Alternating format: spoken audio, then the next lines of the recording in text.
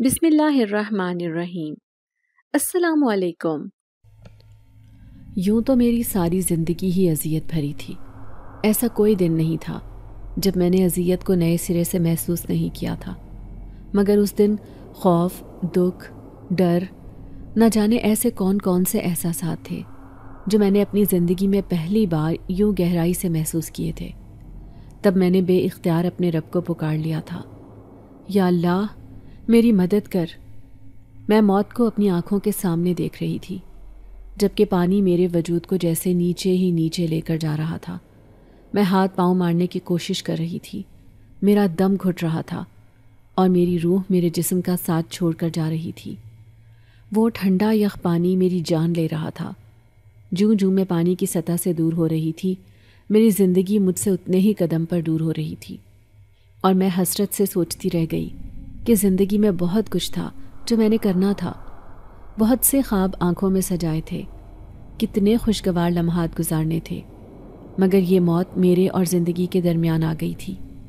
اب جب مجھے لگنے لگا تھا کہ میری روح میرے جسم کا ساتھ چھوڑنے والی ہے، تبھی کسی مہربان ہستی نے مجھے جیسے اپنی آغوش میں لے لیا، گویا میرے سارے دکھ درد چن لیے۔ میں اس کی آغوش میں گویا ہلکی پھلکی ہو گئی تھی۔ وہ مجھے موت کے منہ سے نکال کر زندگی کے قریب لا رہا تھا، اور پھر جیسے ہی میرا چہرہ پانی کی سطح سے باہر بلند ہوا، میری نظر اس پر پڑی تھی جس نے مجھے موت کے قریب کیا تھا۔ ایک نفرت بھری نظر میں اس پر ڈال کر رہ گئی تھی، اور پھر مریم جلدی سے ہاتھ پیر چلاؤ۔ صبح سے تمہیں کتنی بار کہہ چکی ہوں کہ ایئرپورٹ سے وجدان گھر واپس آنے ہی والا ہوگا۔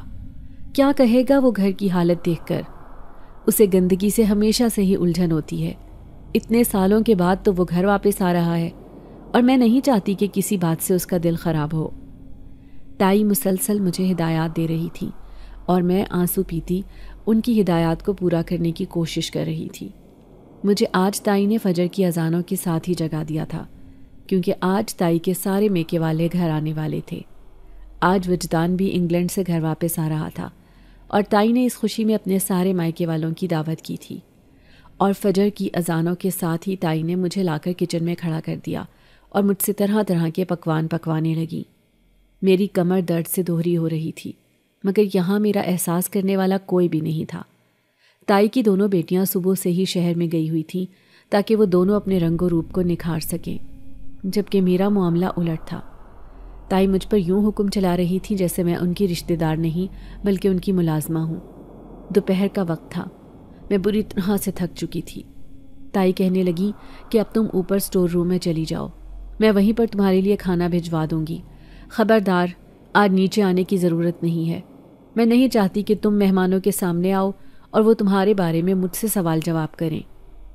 گو کہ ان کے مائکے میں سب لوگ ہی مجھے جانتے تھے، مگر اس کے باوجود بھی تائی مجھے سب لوگوں سے ہمیشہ دور ہی رکھتی تھی۔ سارے کام وہ مجھ سے کرواتی تھی، مگر اس سب کا کریڈٹ وہ اپنی بیٹیوں کو دیتی تھی۔ پھر جب میں کام ختم کر لیتی تو وہ مجھے اوپر والے پورشن میں بھیج دیا کرتی تھی۔ مجھے اوپر والے پورشن میں جانے سے ہمیشہ ڈر لگتا تھا، کیونکہ وہاں پر بچپن میں میں نے بہت سی عجیب و غریب حرکتیں ہوتی دیکھی تھیں۔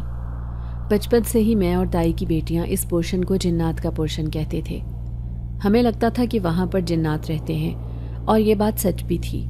میں چھوٹی سی تھی جب امی نے اس بات کی تصدیق کی تھی، کہنے لگی کہ مغرب کے بعد کبھی بھی تم وہاں پر مت جانا۔ اس وقت میرے امی ابو زندہ تھے اور سب اسی گھر میں مل جل کر رہتے تھے۔ تائی کی بیٹیاں بھی میرے ساتھ کھیلتیں، اور پھپھو کا بیٹا وجدان بھی میرا بہت خیال رکھتا۔ پھر اسے شہر میں بورڈنگ اسکول میں بھجوا دیا گیا تھا۔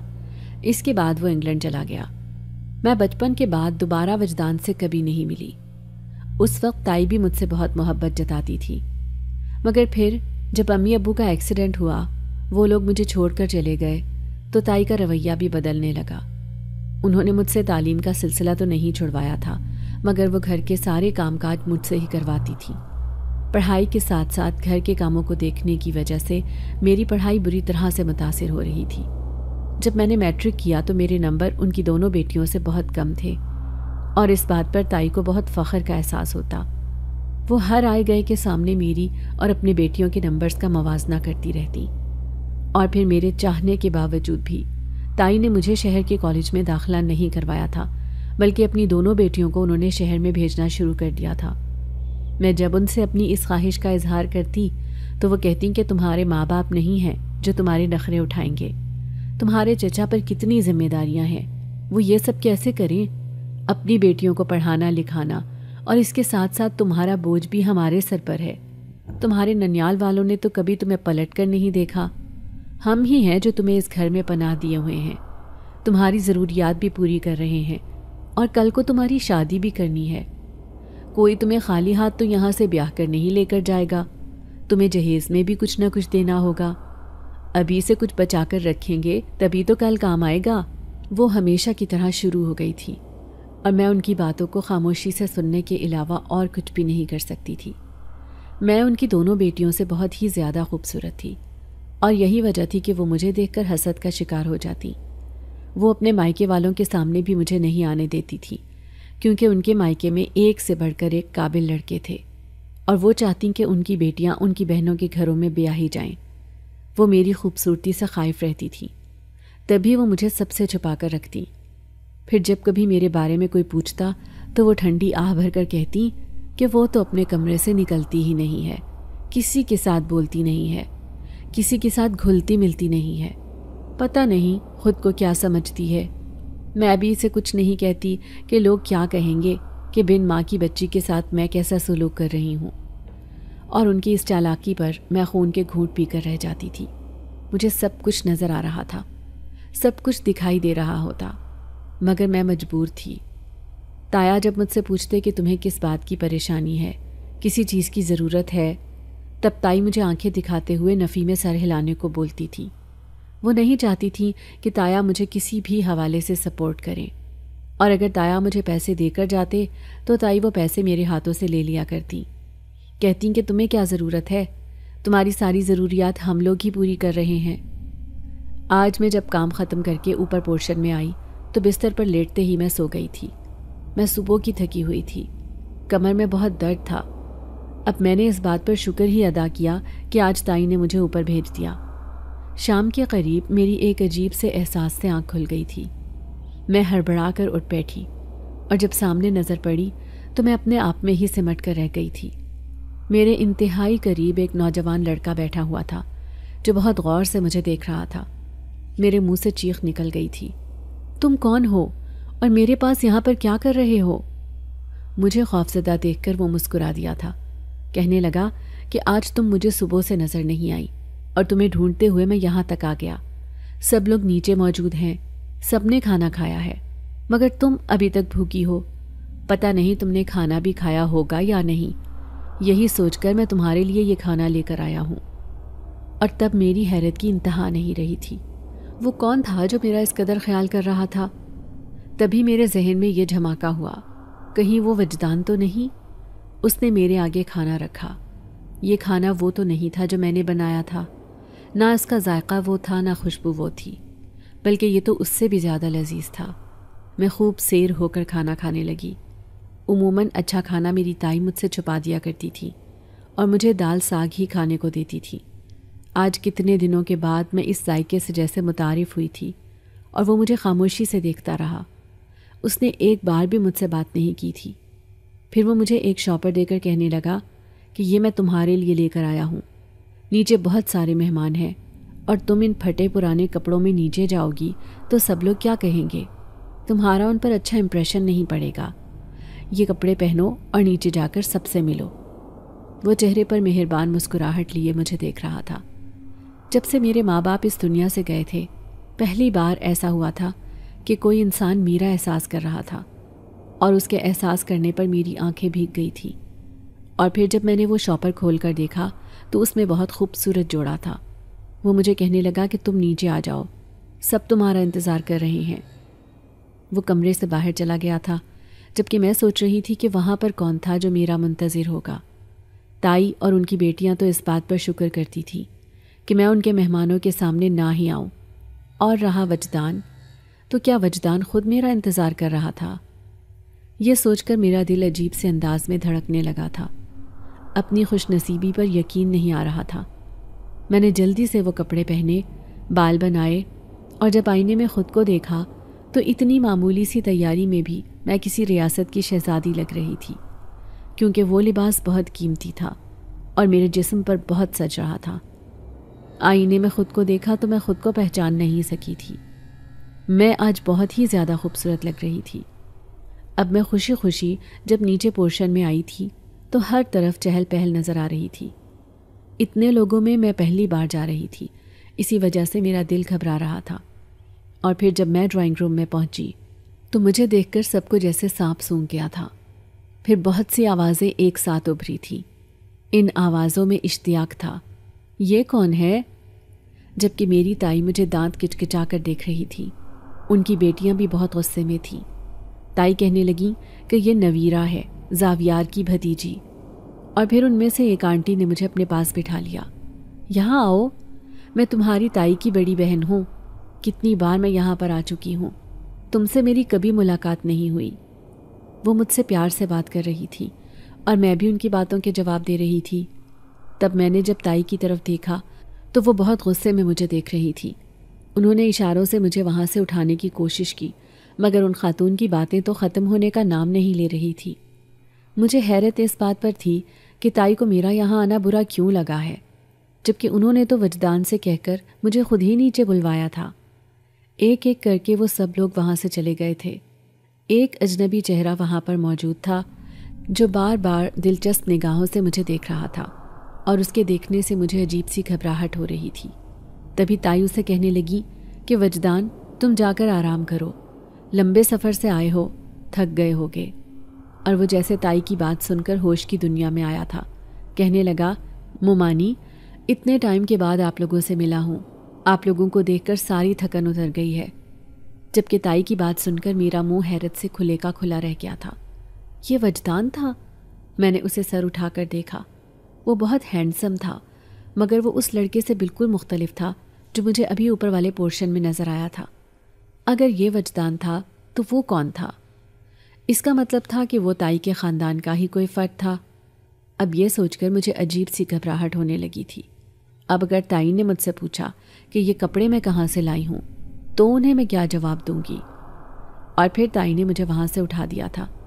کچن کا کام کرنے کے بعد میں اپنے کمرے میں آئی تو فوراً سے وہ کپڑے بدل لیے تھے۔ تھوڑی دیر کے بعد تائی غصے سے وہاں پر آ گئی۔ کس کی اجازت سے تم آئی تھی کمرے میں؟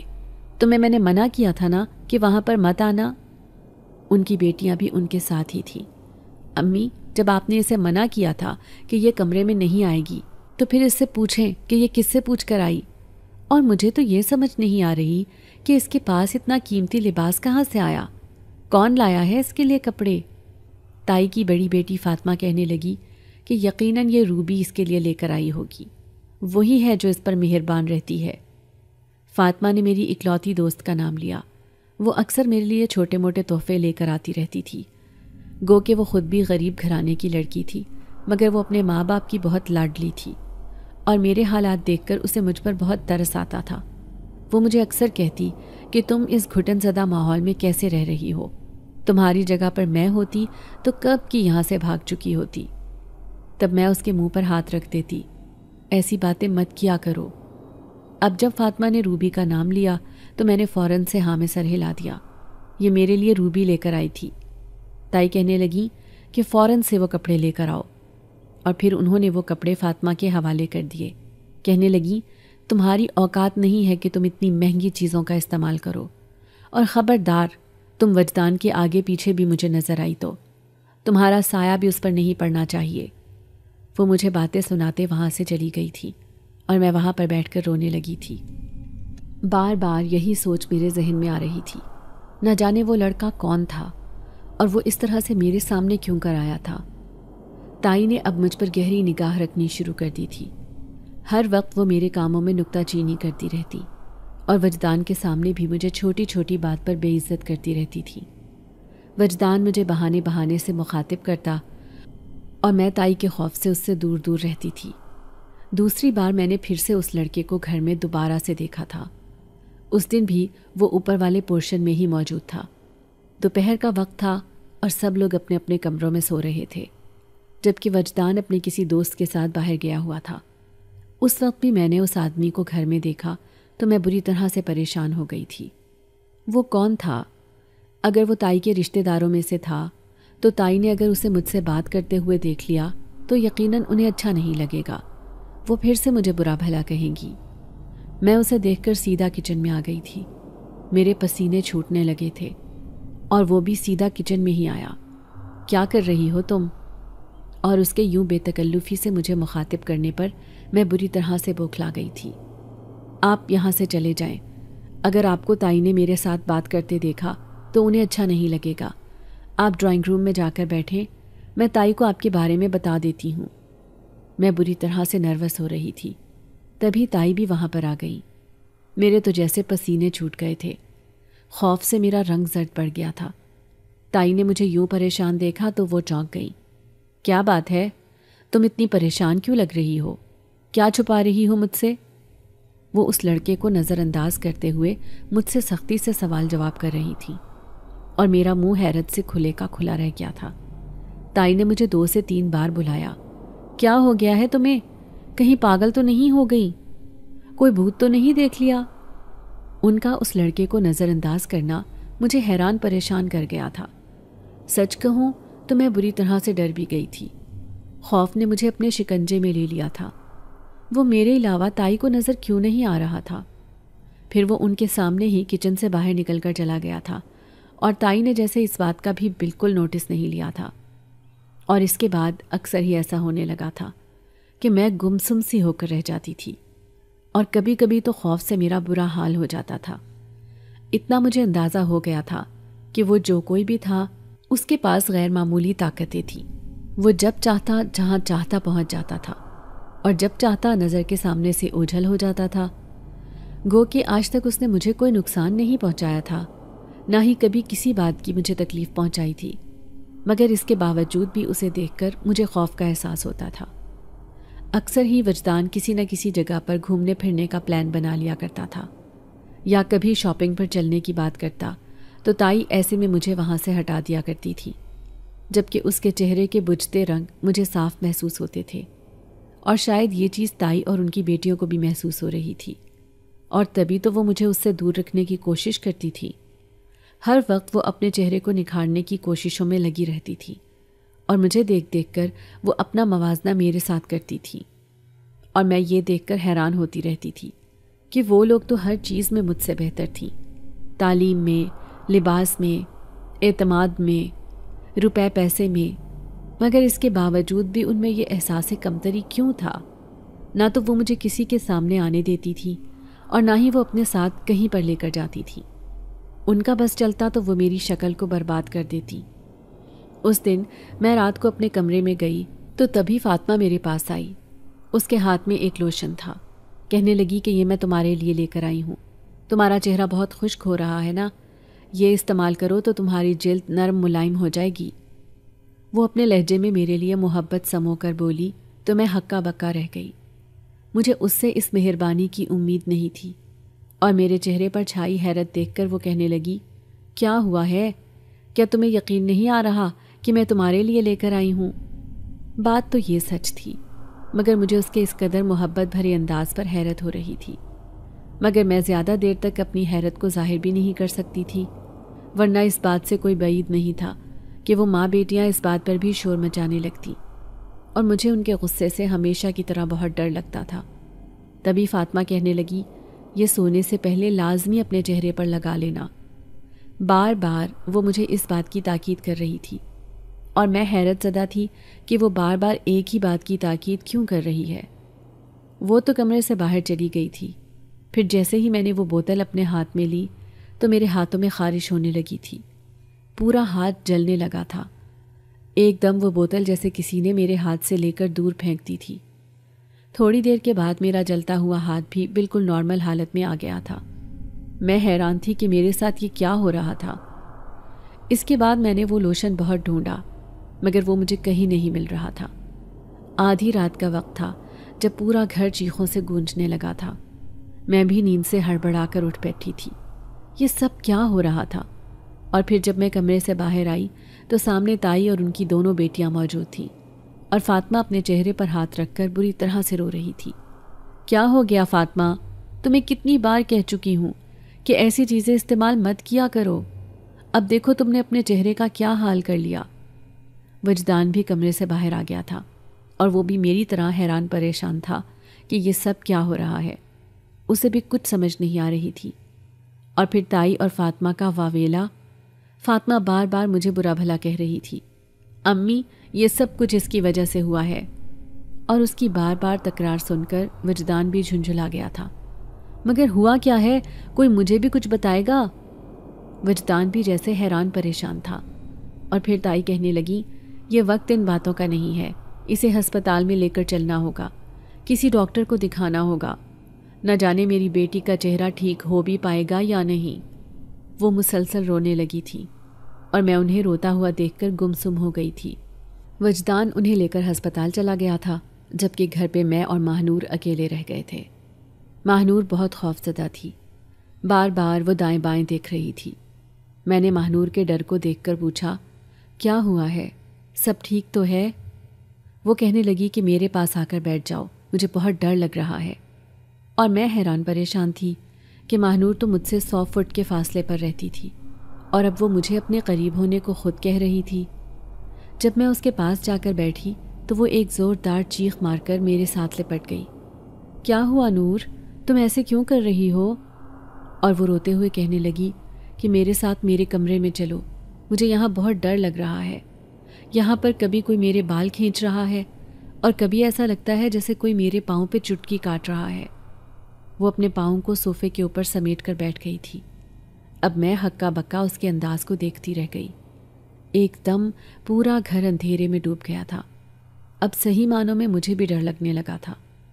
جب سے میں نے اس لڑکے کو گھر میں دیکھا تھا، ڈر اس بات پر تھا کہ وہ میرے علاوہ کسی اور کو نظر نہیں آتا تھا۔ اس دن کے بعد سے خوف نے مجھے پوری طرح سے اپنے حصار میں لے لیا تھا، اور اب جب یہ اندھیرا ہر طرف پھیل گیا تو مجھے اندھیرے میں 2 آنکھیں چمکتی ہوئی نظر آ رہی تھیں، اور یہ آنکھیں میرے علاوہ ماہنور بھی دیکھ رہی تھی، اور وہ چیخ مار کر پھر سے رونے لگی۔ اس نے اپنے موبائل کی ٹارچ آن کر لی، کہنے لگی کہ میرے ساتھ کمرے میں چلو، یہاں پر میں مر جاؤں گی، یہاں پر کچھ ہے۔ اور میں پھر اسے خود کے ساتھ لپٹائے ہوئے کمرے میں آ گئی تھی۔ تبھی ہمیں ایسا محسوس ہو رہا تھا جیسے کمرے میں ہم دونوں کے علاوہ بھی کوئی موجود ہو۔ کسی کے چلنے کی آواز سنائی دے رہی تھی تو کبھی کوئی کھڑکی پر دستک دینے لگتا، کبھی ایسا لگتا جیسے کوئی دروازے کو دونوں ہاتھوں سے بجا رہا ہو۔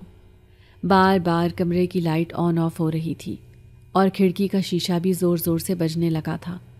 اب ماہنور کے ساتھ ساتھ میری بھی چیخیں بلند ہو رہی تھیں۔ تبھی کسی نے میرے منہ پر ہاتھ رکھ دیا اور کان میں سرگوشی کرتے ہوئے کہنے لگا، تمہیں ڈرنے کی کوئی ضرورت نہیں ہے، یہ میں اس لڑکی کو مزہ چکھانے کے لیے کر رہا ہوں۔ فکر مت کرو، میں اسے ایسا مزہ چکھاؤں گا کہ ساری زندگی یاد رکھے گی۔ تم ایک کام کرو، تم کمرے سے باہر چلی جاؤ۔ اور میں خوفزدہ سی ادھر ادھر دیکھتی رہ گئی تھی۔ اب کی بار اس کی مجھے غصے بھری آواز کانوں میں سنائی دی، تمہیں جیسا کہا ہے ویسے کرو، کمرے سے باہر نکل جاؤ۔ اور اب میں جب اپنی جگہ سے اٹھنے لگی تو ماہنور کہنے لگی کہ تم کہیں مت جاؤ، میرے پاس بیٹھو۔ میں نے ماہنور سے کہا کہ میں باہر سے ٹارچ لے کر آتی ہوں، تمہارا موبائل بھی تو کہیں پر گر گیا ہے، اب ہم کب تک کیوں اندھیرے میں بیٹھیں گے؟ ماہنور میری بات سمجھ گئی تھی، کہنے لگی جلدی آنا، مجھے بہت ڈر لگ رہا ہے۔ اور جیسے ہی میں ڈرتے ڈرتے ماہنور کے کمرے سے باہر نکلی تو کمرے کا دروازہ کھٹاک سے بند ہو گیا تھا، اور پھر ماہنور کی چیخیں سنائی دینے لگی تھیں۔ میں بری طرح سے خوفزدہ ہو گئی اور اپنے کمرے میں آ کر بیٹھ گئی۔ میں تھر تھر کانپ رہی تھی۔ اور پھر تھوڑی دیر گزری تھی جب سب کچھ معمول پر آ گیا تھا۔ میں اپنی جگہ سے اٹھی اور جب ماہنور کے کمرے میں آئی تو وہ اپنے بیڈ پر لیٹی ہوئی تھی۔ اس کی آنکھیں بند تھیں، نہ جانے وہ سو رہی تھی یا وہ بے ہوش ہو چکی تھی، مگر میں پھر کچھ کہے بغیر اپنے کمرے میں آ گئی تھی۔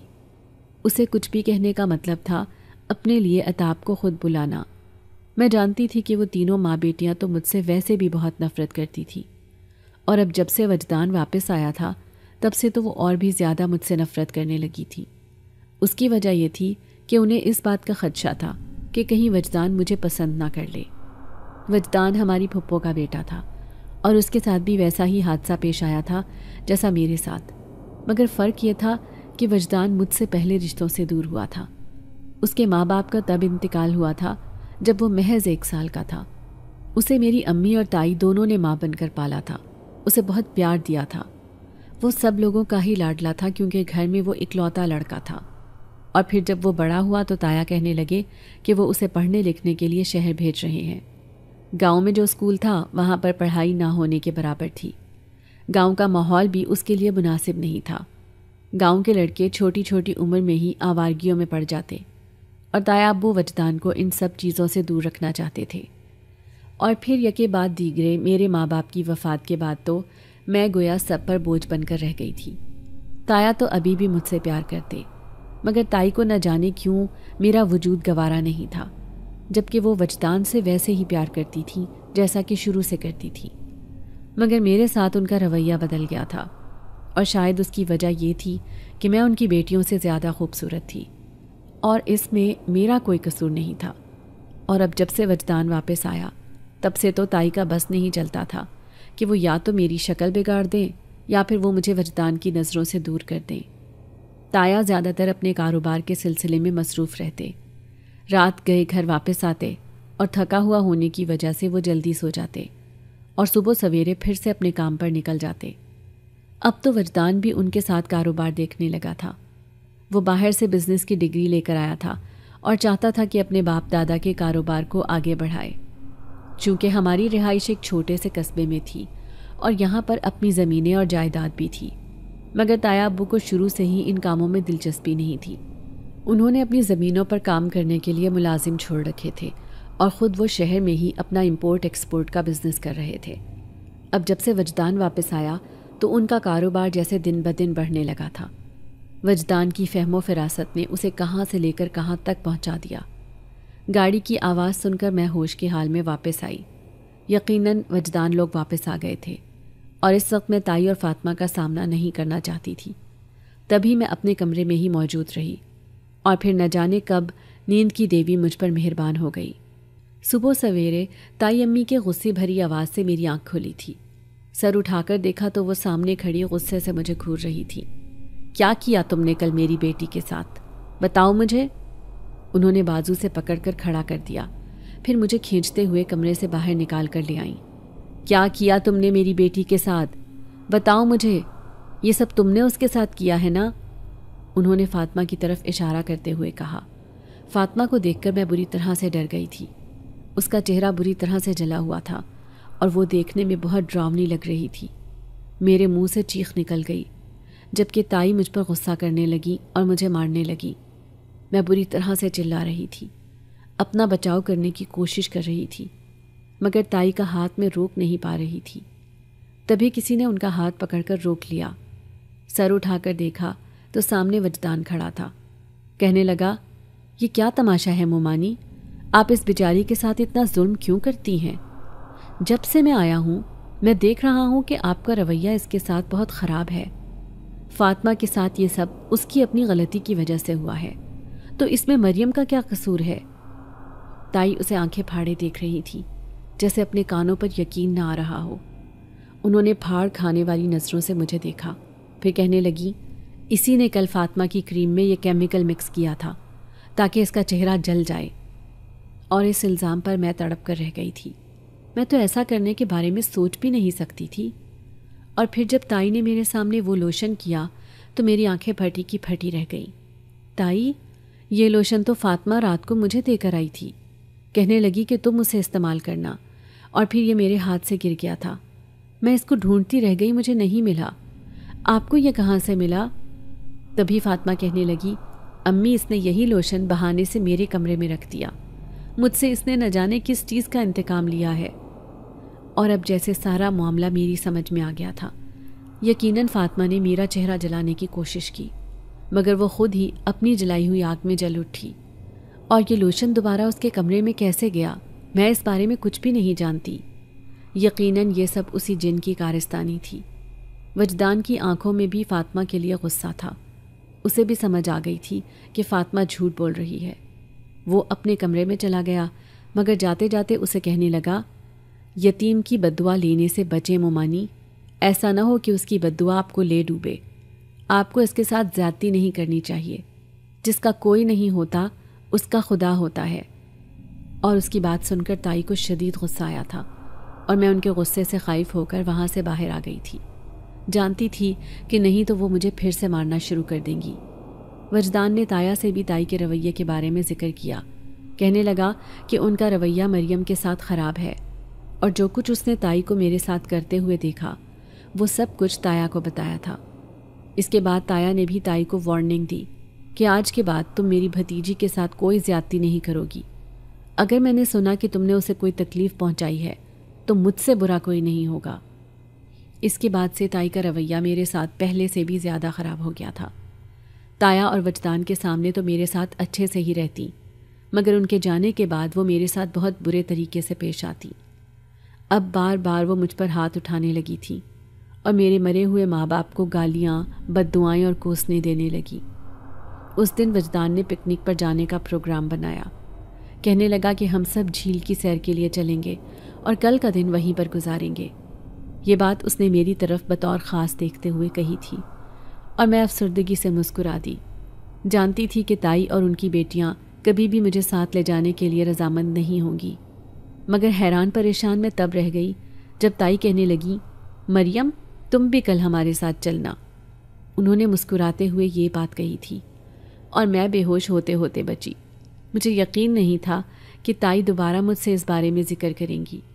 بے شک انہوں نے وجدان کو دکھانے کے لیے مجھے کہا تھا اور بعد میں اس سے کہہ دیتی کہ میں خود ہی ان کے ساتھ نہیں گئی، مگر اگلے دن وہ جب میرے لیے ایک خوبصورت سا جوڑا لے کر آئیں اور کہنے لگی کہ تم ہمیشہ پھٹے پرانے کپڑوں میں رہتی ہو، یہ کپڑے پہن لو، تم پر بہت اچھے لگیں گے، اور میں ان کی محبت دیکھ کر حیران پریشان رہ گئی تھی۔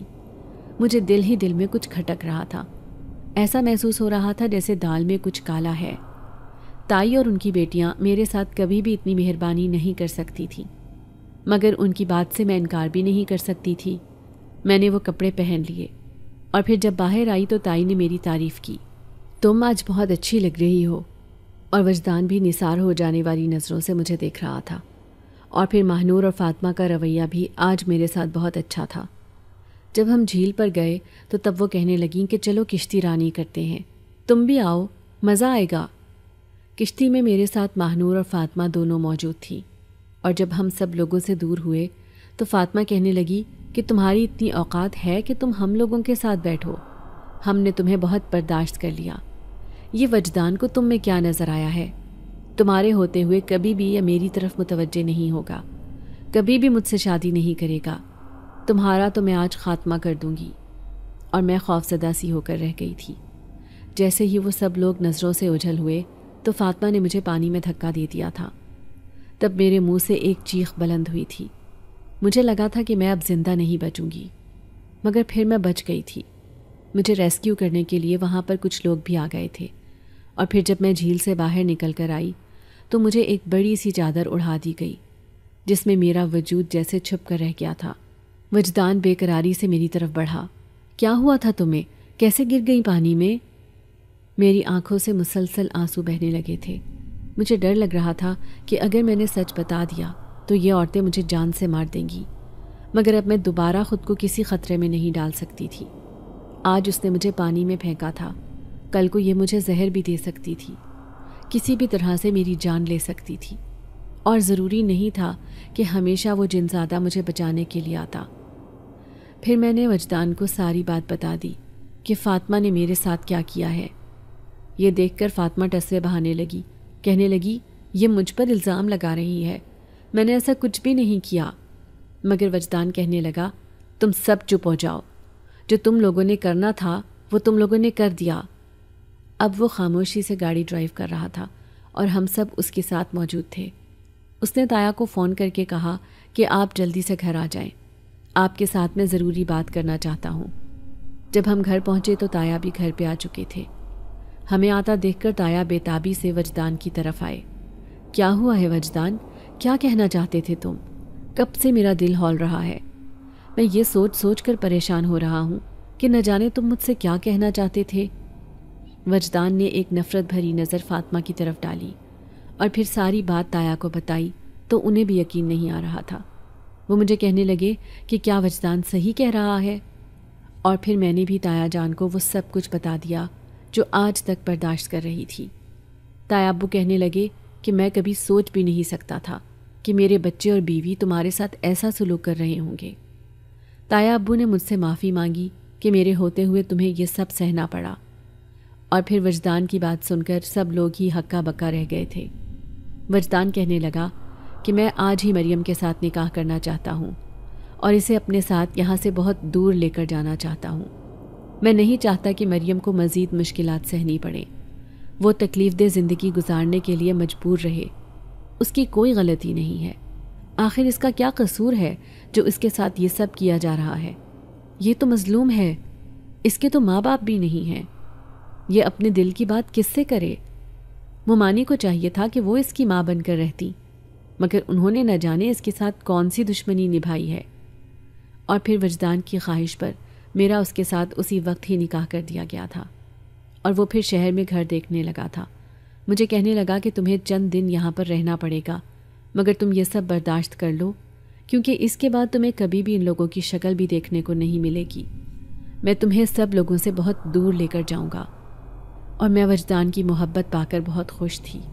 وہ بہت اچھا، بہت محبت کرنے والا تھا، اور میری زندگی میں جو بھی پریشانیاں، مشکلات اور کمیاں تھیں، ان سب کا جیسے میرے رب نے ازالہ وجدان کی صورت میں کر دیا تھا۔ تائی امی بھی اپنے کیے پر شرمندہ تھی۔ اب جب ان کا کیا سب کے سامنے آیا تو وہ کسی کے ساتھ نظر ملانے کے قابل نہیں رہی تھی۔ تایا ابو بھی ان سے سیدھے منہ بات نہیں کرتے تھے۔ ایسے میں وہ مجھے کہتی کہ تم مجھے معاف کر دو تو تمہارے تایا بھی مجھے معاف کر دیں گے۔ میں اپنے شوہر کی نظروں میں خود کے لیے نفرت برداشت نہیں کر سکتی، اور میں ان سے کہتی کہ آپ نے جو کیا میں نے آپ کو معاف کر دیا۔ وجدان پھر مجھے لے کر شہر میں ایک گھر میں آ گیا تھا۔ یہ گھر بہت زیادہ خوبصورت تھا، اور میں نے اسے محبت اور توجہ سے اور بھی زیادہ خوبصورت بنا دیا تھا، کیونکہ اس کی بنیادوں میں ہماری محبت بھی شامل تھی۔ اس گھر میں بھی مجھے وہی اجنبی اکثر چلتا پھرتا نظر آتا تھا، اور ہمیشہ کی طرح میں اسے دیکھ کر ڈر جاتی تھی۔ حالانکہ اس نے کبھی مجھے نقصان پہنچانے کی کوشش نہیں کی تھی، نہ اس نے مجھے کبھی ڈرایا دھمکایا تھا، مگر اس کے باوجود اس چیز کا احساس کہ وہ جو کوئی بھی ہے وہ ہم میں سے نہیں ہے، وہ ہماری طرح کا ایک انسان نہیں ہے، اس احساس کا ہونا ہی تھا کہ میرے رگو پے میں خوف کی ایک شدید لہر دوڑ جاتی تھی۔ اس دن وجدان جب گھر آیا تو کہنے لگا کہ ماموں کے گھر کے حالات بہت ہی زیادہ خراب ہو چکے ہیں۔ فاطمہ اور ماہنور کی طبیعت بہت زیادہ خراب رہنے لگی ہے، راتوں کو وہ چیخیں مارنے لگتی ہیں، ڈرنے لگتی ہیں، اب تو پورے گھر کا سکون حرام ہو چکا ہے۔ ماموں بہت پریشان تھے، آج مجھے ملے تو کہنے لگے کہ مجھے لگتا ہے کہ مریم کی بد دعا ہم لوگوں کو لے ڈوبی ہے، اور اس کی بد دعا میری بیٹیوں کو چین نہیں لینے دے رہی۔ فاطمہ سکون سے سو نہیں پا رہی، اس کی شکل بھی بری طرح سے بگڑ گئی تھی، کوئی اس سے رشتہ کرنے کے لیے تیار ہی نہیں ہوتا تھا۔ ماموں سے کتنے ہی اسکن اسپیشلسٹ کے پاس لے کر گئے تھے، اس کا علاج کروانے کی بہت کوشش کی، اور اس نے بھی اپنے چہرے پر کتنی ہی دوائیں اور کریمیں لگا کر دیکھ لیں، مگر کوئی افاقہ ہی نہیں ہو رہا تھا۔ اس دن میں وجدان کے ساتھ جب تایا تائی کے گھر میں آئی تو وجدان کے کہنے کے مطابق گھر کے حالات بہت خراب تھے، اور فاطمہ کا چہرہ پہلے سے بھی زیادہ بگڑ گیا تھا، جبکہ ماہنور بھی روزانہ رات کو ڈرنے لگی تھی۔ مجھے ان کو دیکھ کر ان پر ترس آ گیا تھا۔ انہوں نے میرے ساتھ جو بھی کیا تھا، مگر میرے لیے انہیں اتنی تکلیف میں دیکھنا آسان نہیں تھا۔ اب میں نے سوچ لیا تھا کہ میں نے کیا کرنا تھا، اور پھر جب دوبارہ میں نے اس شخص کو اپنے گھر میں چلتا پھرتا دیکھا تو میں نے اس کے سامنے ہاتھ جوڑ دیے۔ میں اس سے کہنے لگی کہ انہوں نے میرے ساتھ جو بھی کیا وہ میرا اور ان کا معاملہ ہے، تم انہیں ان کے کیے کی سزا مت دو۔ تب وہ مجھے حیرت سے کہنے لگا، تم کتنی عجیب لڑکی ہو، انہوں نے تمہارے ساتھ کتنا برا کیا، اور جو کچھ فاطمہ کے ساتھ ہوا ہے وہ سب کچھ وہ تمہارے ساتھ کرنے والی تھی، وہ تمہارا چہرہ بگاڑنے والی تھی۔ اب سوچ لو، اگر تمہارا چہرہ ایسے جل جاتا تو تب کیا ہوتا؟ کیا وجدان تمہارے ساتھ شادی کر لیتا؟ اور کیا تمہارا علاج کروانے کے لیے بھی وہ لوگ پانی کی طرح پیسہ بہاتے؟ میں خاموشی سے سر جھکا کر رہ گئی۔ نہیں نا، اس کے ساتھ جو ہو رہا ہے وہ اسی قابل ہے، اور میں کتنے ٹائم سے اس گھر میں رہ کر ان لوگوں کی تمہارے ساتھ زیادتی دیکھتا رہا، مگر میں کسی معاملے میں نہیں بولا۔ مگر اب جب معاملہ حد سے بڑھ گیا تھا تو میرے لیے بھی یہ سب برداشت کرنا آسان نہیں رہا تھا۔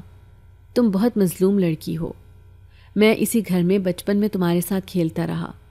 تم جانتی ہو بچپن میں تم اکثر اپنی ماں سے کہتی تھی کہ تمہارے ساتھ ایک بچہ کھیلتا ہے، مگر کوئی تمہاری بات پر یقین کرنے کو تیار نہیں تھا، اور وہ بچہ میں تھا. تمہارے علاوہ میں کسی کو بھی نظر نہیں آتا تھا. یہی وجہ ہے کہ جب بھی میں ان لوگوں کو تمہارے ساتھ زیادتی کرتے ہوئے دیکھتا تھا تو یہ بات مجھ سے برداشت نہیں ہوتی تھی. پہلے مجھے تم لوگوں کے معاملات میں دخل اندازی کرنے کی اجازت نہیں تھی، مگر پھر جب مجھے اس سب کی اجازت ملی تو تب میں نے ان لوگوں کو مزہ چکھانے کا فیصلہ کر لیا. مگر اب میں اسے کہنے لگی کہ تم خدا کے لیے یہ سب مت کرو، اپنی حرکتوں سے باز آ جاؤ. تایا بھی بہت پریشان ہے. تایا تو بہت اچھے ہیں، انہوں نے میرے ساتھ کبھی غلط نہیں کیا، اور اس سب سے تو انہیں بھی پریشانی ہو رہی ہے. تم یہ سب کرنا بند کر دو. اب جب میں نے اس سے درخواست کی تو وہ کچھ دیر کو خاموش رہا، پھر کہنے لگا کہ ٹھیک ہے، میں ان لوگوں کو آج کے بعد تنگ نہیں کروں گا. فاطمہ کا چہرہ بھی ٹھیک کر دوں گا اور ماہنور کو بھی تنگ نہیں کروں گا. وہ وہاں سے چلا گیا تھا اور میں یہ سوچ کر مطمئن ہو گئی تھی کہ اس نے جو کہا ہے یقیناً وہ اپنے کہے کو پورا بھی کرے گا. اور پھر کچھ دنوں کے بعد ہی فاطمہ کا چہرہ ٹھیک ہونا شروع ہو گیا تھا. اس کے چہرے کی جلد نارمل حالت میں آنے لگی تھی، اور اب ماہنور بھی ٹھیک تھی. ان دونوں کو اب عجیب و غریب خواب بھی نہیں آتے تھے اور نہ ہی رات کو وہ ڈرنے لگی تھیں. تایا بھی اب پرسکون رہنے لگے تھے کیونکہ گھر کے حالات پرانی ڈگر پر واپس آ رہے تھے. اگر آپ کو آج کی ہماری کہانی پسند آئی ہے تو اسے لائک کیجیے اور اپنے پیاروں کے ساتھ شیئر کیجیے. اور ہاں، اگر آپ نے ابھی تک ہمارا چینل سبسکرائب نہیں کیا تو ضرور کیجیے.